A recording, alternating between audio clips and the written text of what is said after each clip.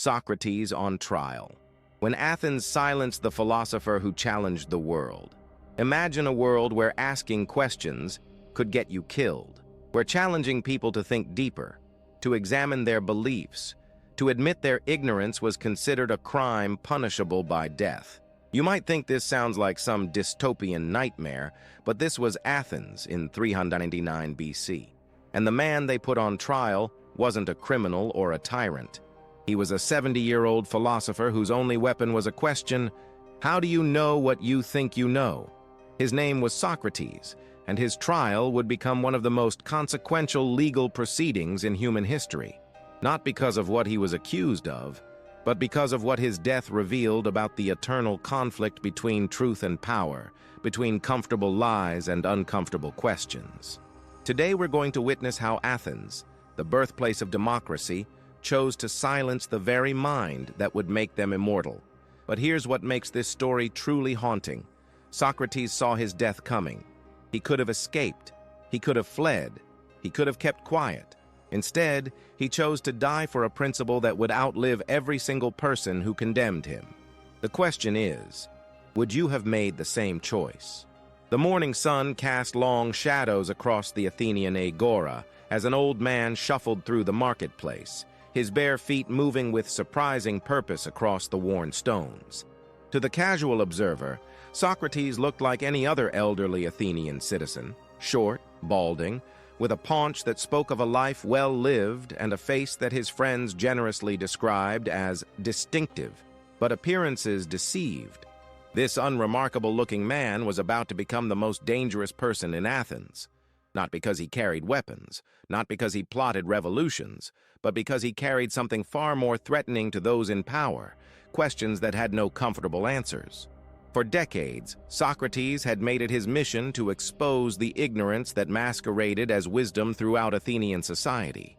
Politicians who couldn't define justice, priests who couldn't explain piety, poets who couldn't articulate beauty, military leaders who couldn't describe courage. One by one, through patient questioning, Socrates revealed that those who claimed to know the most actually knew the least. His method was deceptively simple. He would approach respected figures in Athenian society with genuine curiosity. "I've heard you're wise," he would say. "Could you teach me about virtue?"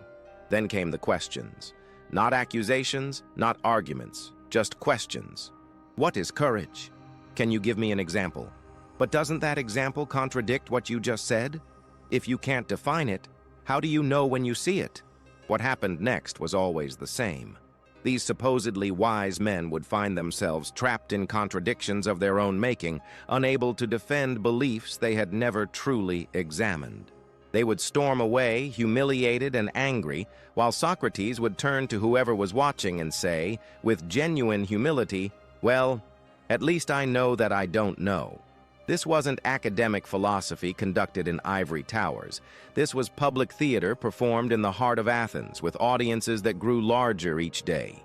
Young men began following Socrates around, delighting in watching their elders stumble over their own certainties. They learned not just to question authority, but to question the assumptions that authority was built upon. The oracle at Delphi had once declared that no one was wiser than Socrates.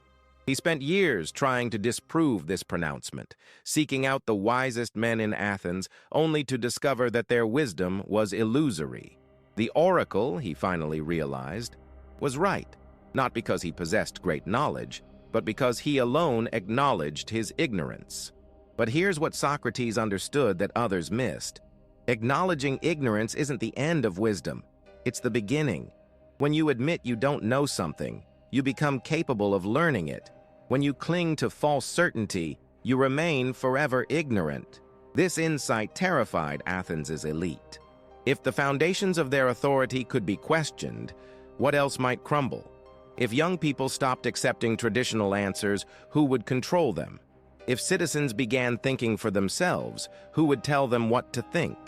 As Athens struggled to rebuild itself after the devastating Peloponnesian War, many citizens yearned for stability, for certainty, for leaders who projected confidence rather than doubt. The last thing they wanted was an old man wandering around, making everyone question everything. The city that had once celebrated intellectual freedom now found that freedom inconvenient. Democracy, it turned out, was easier to manage when citizens didn't ask too many questions. And Socrates, with his relentless pursuit of truth over comfort, was becoming increasingly seen as a threat to social order. What his enemies didn't yet understand was that Socrates had already planted seeds that would grow long after he was gone. He had taught an entire generation that the unexamined life is not worth living, that questioning everything isn't rebellion, it's responsibility. That wisdom begins with admitting ignorance. But first, they would try to silence him, and in doing so, they would ensure that his voice would echo through history forever. The year 3999 BC began like any other in Athens, but beneath the surface of daily life, powerful forces were aligning against the city's most famous gadfly. Three men, Meletus, Anytus, and Lycon, had decided that Socrates had asked his last question. The charges they brought were carefully crafted to tap into the fears and prejudices of their fellow citizens. First, they accused him of impiety, of not believing in the gods of Athens and introducing new deities. In a city where religious tradition provided social stability, this was serious. Second, they charged him with corrupting the youth of Athens, turning them against the values of their elders. These weren't random accusations. They were surgical strikes against Socrates' reputation, designed to paint him as both spiritually dangerous and socially destructive. But the real reason for the trial ran deeper than these formal charges. Athens was haunted by the ghosts of two men who had once sat at Socrates' feet, Alcibiades and Critias. Both had been brilliant students, both had absorbed their teachers' lessons about questioning everything, and both had become traitors to their city. Alcibiades, the golden boy of Athenian politics, had convinced the city to launch a disastrous military expedition to Sicily. When political enemies accused him of religious crimes, he fled to Sparta and helped Athens' enemies win crucial victories. The expedition he had championed ended in complete disaster. Thousands of Athenian soldiers dead, the city's treasury emptied, its naval power crippled. Critias was worse. When Sparta finally defeated Athens and installed a puppet government, he became one of the 30 tyrants who terrorized the city. Under his leadership, democratic leaders were executed, citizens were murdered for their property, and Athens lived under a reign of terror that made its defeat in war seem mild by comparison. How could the same teacher who preached virtue and wisdom have produced such monsters? This question gnawed at many Athenians.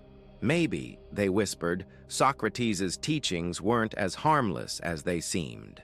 Maybe all that questioning of authority and tradition had rotted his students' moral foundations. Maybe the old philosopher was more dangerous than anyone realized. The accusers knew they couldn't prove that Socrates directly ordered his students to betray Athens. But they didn't need to. They just needed to plant seeds of doubt.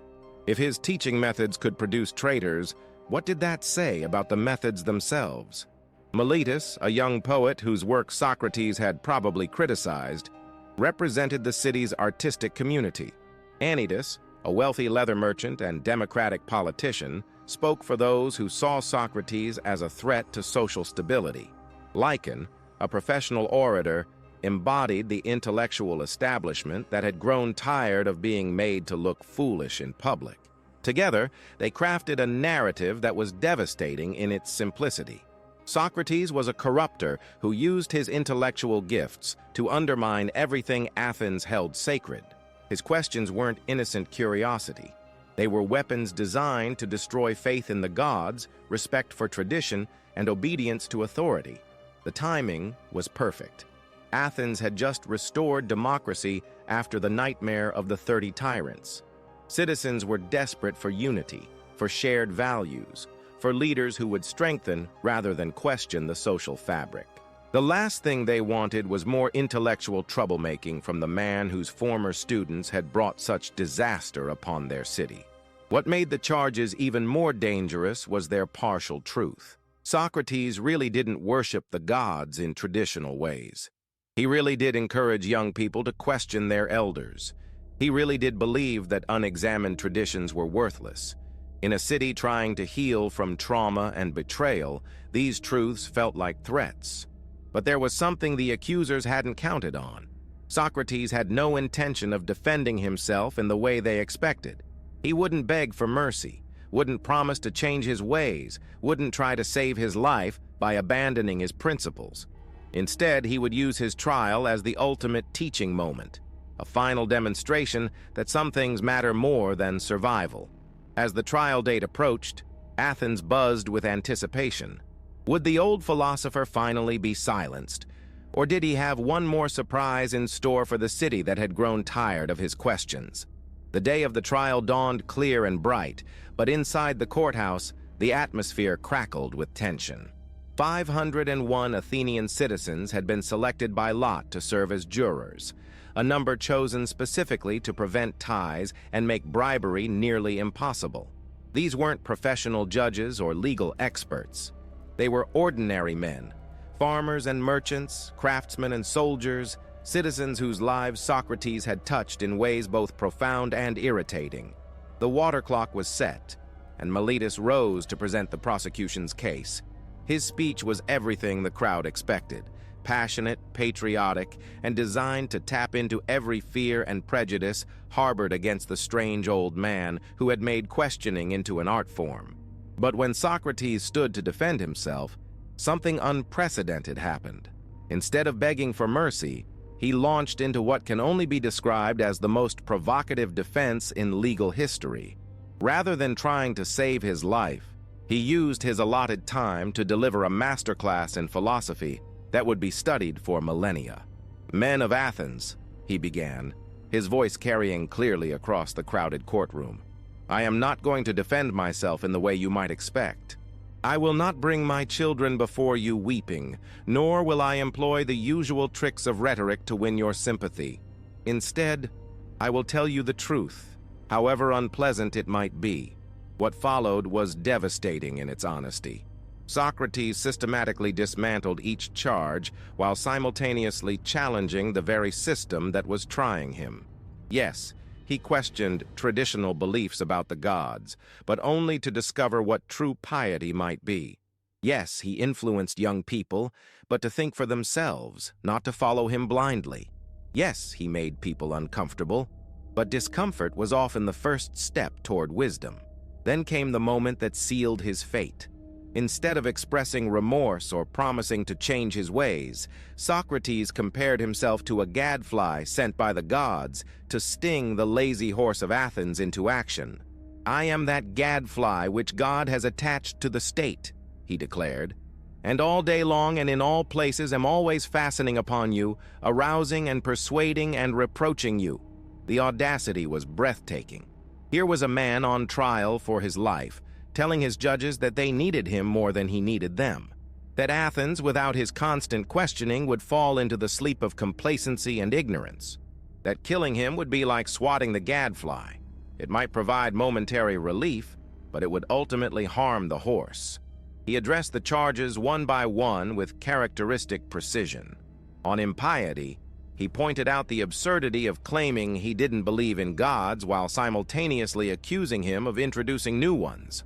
On corrupting youth, he challenged anyone to produce a single young man he had actually led astray.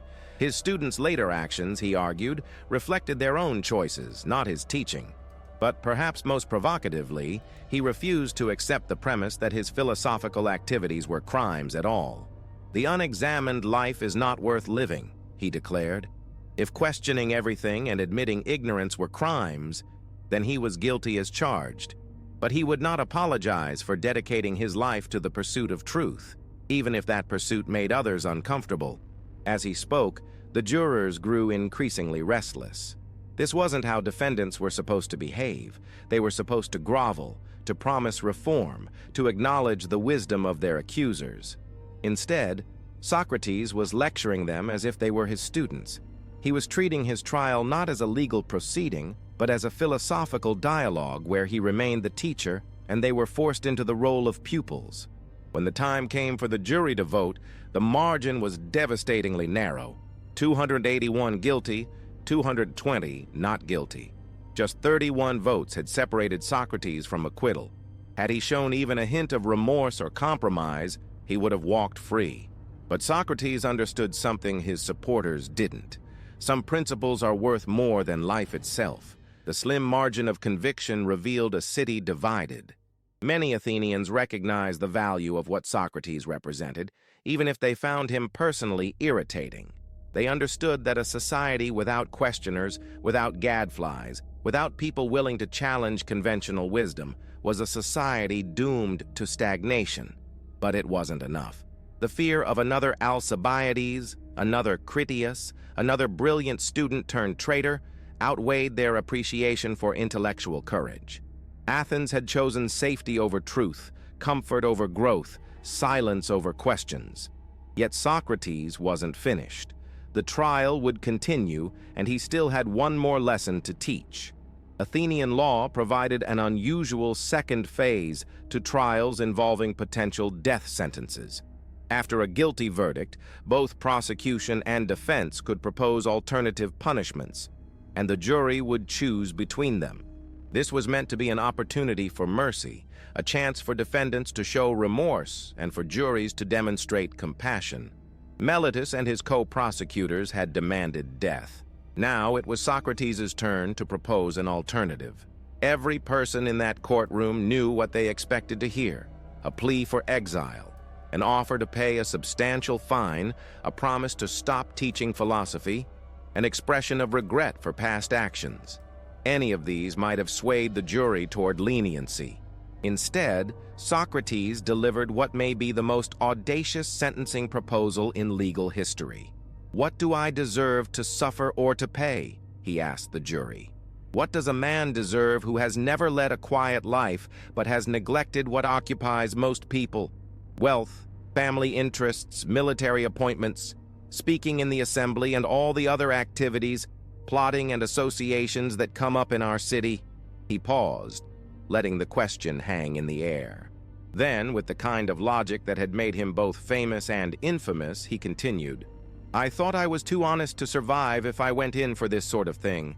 So I did not go where I would be of no use either to you or to myself, but I went to each of you privately and conferred upon him what I say is the greatest benefit, by persuading him not to care for any of his belongings before caring that he himself should be as good and as wise as possible." The courtroom held its breath. Where was this leading? "What then do I deserve for being such a man? Something good, men of Athens, if I am to make the proposal according to my deserts, and something good that would be fitting for me. What then is fitting for a poor benefactor who needs leisure to exhort you? There is nothing more fitting for such a man than free meals in the Prytaneum." The reaction was immediate and explosive. Free meals in the Prytaneum, the highest honor Athens could bestow, reserved for Olympic victors and the city's greatest benefactors. This wasn't just defiance. It was a philosophical bomb thrown directly at the jury's conception of crime and punishment, guilt and merit. Socrates wasn't finished. With devastating logic, he explained why the usual punishments made no sense in his case. "Exile. If I am unable to persuade you, being a citizen, that I should not be banished, it is not likely that I shall persuade foreigners. Prison? Why should I live in prison, being a slave to the regularly appointed government? A fine? I have no money to pay a fine." But beneath the apparent arrogance lay a deeper principle. Socrates was demonstrating that he would not compromise his integrity even to save his life. If his philosophical activities were beneficial to Athens, and he genuinely believed they were, then punishing him for them would be unjust. Better to acknowledge their true value and reward him accordingly. The jury's reaction was predictable. They had offered him a chance to save himself, and he had used it to lecture them instead. The final vote was swift and decisive: death, by an even larger margin than his original conviction. Yet something profound had happened in that courtroom. Socrates had transformed his trial from a legal proceeding into a moral examination of Athens itself. He had forced his accusers and judges to confront fundamental questions about the nature of wisdom, the value of truth, and the proper relationship between the individual and the state. As the sentence was pronounced, Socrates remained calm. He had achieved something remarkable. He had maintained absolute consistency between his philosophy and his actions. The man who had spent his life teaching that virtue was more valuable than life had proven he meant it. "The hour of departure has arrived," he told the jury, "and we go our ways, I to die and you to live. Which is better God only knows." But Athens would soon discover the cost of silencing its gadfly. In choosing comfortable lies over uncomfortable questions, in prioritizing order over truth, they had made a choice that would echo through history. They had killed the man, but they could not kill what he represented. The question now was whether that lesson would survive his death. 30 days passed between Socrates' sentencing and his execution, an unusual delay caused by a religious festival that prohibited executions while the sacred ship traveled to Delos. These 30 days would become the most philosophically rich period of Socrates' life, a final demonstration that his commitment to wisdom transcended even the fear of death. His friends were frantic.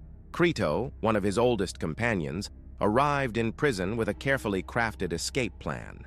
"We have bribed the guards," he whispered urgently. "A ship waits to take you to safety. You could live out your remaining years in comfort, continuing your philosophical work. Please, Socrates, don't throw your life away for the sake of stubborn principle." But Socrates saw the situation differently. "Tell me, Crito," he asked with characteristic gentleness, "if I escape, what lesson am I teaching? That laws should be obeyed only when convenient. That philosophical principles should be abandoned when they become costly. Would the Socrates who escaped from prison be the same man who spent 70 years arguing that virtue matters more than comfort?" This wasn't mere stubbornness. It was the logical conclusion of everything Socrates had taught.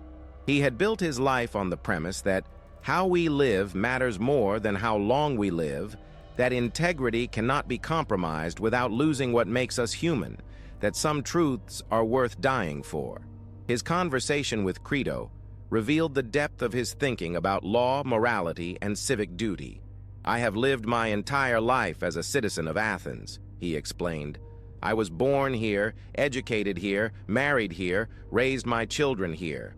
In choosing to remain, I entered into an implicit contract with the city's laws and institutions. That contract doesn't become void simply because those institutions have treated me unjustly. This wasn't passive acceptance of injustice." Socrates understood the difference between the failure of particular individuals and the failure of systems themselves. His judges had been wrong, but the principle of trial by jury remained sound. His accusers had been motivated by personal spite, but the right of citizens to bring charges remained important. The sentence was unjust, but the rule of law itself deserved respect. As word spread that Socrates was refusing to escape, something unexpected happened. People began to reconsider his trial, his teachings, and his character.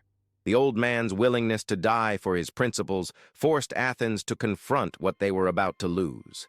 Young men who had dismissed him as an eccentric began to understand that they were witnessing something extraordinary, a human being living according to absolute moral consistency. His friends, initially frustrated by his refusal to flee, gradually recognized that escape would have made Socrates into something he had never been, a hypocrite who abandoned his principles when they became inconvenient. On his final day, Socrates spent hours discussing the nature of death and the immortality of the soul with his disciples. Far from being morbid, these conversations were filled with intellectual excitement as he explored the ultimate philosophical question. "No one knows whether death may not be the greatest of all blessings for man," he mused. "Yet people fear it as if they knew quite well that it is the greatest of evils." When the time came, the prison guard who brought the cup of hemlock was weeping. "Socrates," he said, "I know you are the noblest, gentlest, and best man who has ever been brought here. Please don't think I'm responsible for your death. You know who the real culprits are." Socrates comforted the man who was about to execute him. "Don't worry, my friend. I know you're only doing your duty." Then, with characteristic curiosity, he asked about the proper way to take the poison, approaching even his own death as a learning opportunity. His last words were puzzling. "Crito, I owe a rooster to Asclepius. Will you remember to pay the debt?" Some scholars believe this was a final philosophical statement, that Socrates saw death as a cure for the disease of life and was thanking the god of healing for his recovery. As the hemlock took effect, Socrates remained calm, continuing to speak with his friends until his voice grew weak. His last coherent act was to uncover his face and remind Crito about the debt to Asclepius. Then the greatest questioner in human history fell silent forever. But his silence would prove more powerful than his voice had ever been. Athens had succeeded in executing Socrates, but they had failed utterly in their attempt to silence what he represented. Within hours of his death, the transformation began. The city that had killed its gadfly would soon discover that some ideas become immortal precisely because someone was willing to die for them. Socrates' questions would outlive every person who had condemned him, and his death would become the foundation upon which Western philosophy would be built. Athens thought they were ending a story. Instead, they had written its most important chapter. As the sun set on that spring day in 399 BC, Athens believed it had solved a problem. The troublesome old man who had spent decades making respected citizens look foolish was finally silenced. The youth would no longer be corrupted by dangerous questions. Social order would be restored. Democracy would be safe from those who questioned everything. They could not have been more wrong. Within months of Socrates' execution, something extraordinary began to happen. The story of his trial and death spread throughout the Greek world, carried by his students and friends who had witnessed his final demonstration of philosophical courage. But it wasn't just the facts that spread. It was the questions his death raised about the nature of wisdom, justice, and the proper relationship between the individual and society. Plato, his most famous student, was transformed by his teacher's death. The young aristocrat who might have pursued a career in politics instead dedicated his life to preserving and extending Socratic philosophy. His dialogues didn't just record what Socrates taught, they showed how he taught, using the very method of questioning that had gotten him killed to explore the deepest mysteries of human existence. But the true measure of Socrates' victory wasn't in the books that would be written about him. It was in the principle he had died defending, that some truths matter more than life itself, that intellectual courage is a form of moral courage, that a society afraid of questions is a society afraid of growth. The Athens that killed Socrates would eventually fade from history. The Spartan system that defeated them would crumble. The accusations made against him would be forgotten. But the questions he asked, what is justice? What is virtue? How should we live? These would echo through every generation, challenging each new age to examine its own assumptions and comfortable certainties. The irony was perfect and devastating. Athens had tried to preserve its stability by silencing its greatest questioner. Instead, they had created the most powerful symbol of intellectual freedom in human history. The city that feared his influence during his lifetime would become immortal precisely because they had been home to his philosophy. Today, over 2 millennia later, we still grapple with the same tension that destroyed Socrates. How much questioning should a society tolerate?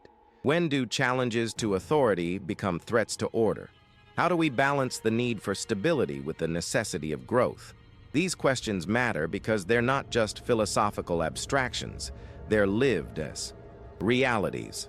Every time someone challenges conventional wisdom, questions authority, or refuses to accept comfortable lies, they walk in the footsteps of Socrates. Every time a society chooses to silence rather than engage with uncomfortable questions, they repeat Athens' mistake. The trial of Socrates teaches us that the real danger isn't in the questions themselves, but in our fear of them. A society confident in its values can afford to examine them. A democracy secure in its foundations can tolerate dissent.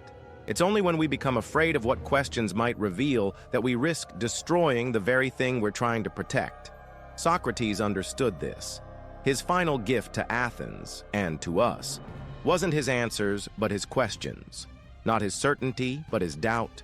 Not his life, but his willingness to give it up for the principle that the unexamined life is not worth living. Athens silenced Socrates, but they could not silence what he represented. His questions survived his execution, outlived his executioners, and continue to challenge us today. In the end, the teacher who claimed to know nothing taught the most important lesson of all: that courage isn't the absence of fear, but the determination to do what's right despite that fear. The gadfly of Athens was dead, but his sting would be felt forever. And perhaps that's exactly what he intended all along. Jury, YouTube description. When Athens sentenced its greatest mind to death, the trial that changed philosophy forever. In 399 BC, the world's first democracy put its greatest philosopher on trial. Socrates, the man who taught us to question everything, faced charges of corrupting youth and impiety. But this wasn't really about his alleged crimes. It was about something far more dangerous: his relentless pursuit of truth in a society that preferred comfortable lies. This is the story of how Athens chose to silence the questions that made them uncomfortable, not realizing they were creating the most powerful symbol of intellectual courage in human history. Key moments. 000, the dangerous question. 430, the accusation. 915, the fatal defense. 14 Dwaus, the choice between wisdom and survival. 1830, the immortal legacy. What you'll discover. Why Socrates' former students became traitors to Athens. The shocking defense that sealed his fate. How his refusal to escape revealed his deepest principles. Why his death transformed him from local troublemaker to eternal symbol. The timeless lesson about intellectual courage versus social conformity. Socrates proved that some ideas become immortal precisely because someone was willing to die for them. His questions outlived every person who condemned him, and his trial remains the ultimate examination of the eternal conflict between truth and power. What questions are you afraid to ask? What comfortable certainties might crumble under examination? The gadfly of Athens died, but his sting lives on. Are you ready to feel it? Philosophy, Socrates, ancient Greece, Athens, intellectual courage, Western philosophy, trial, democracy, truth, questions, wisdom, Plato, classical philosophy, moral courage, free speech,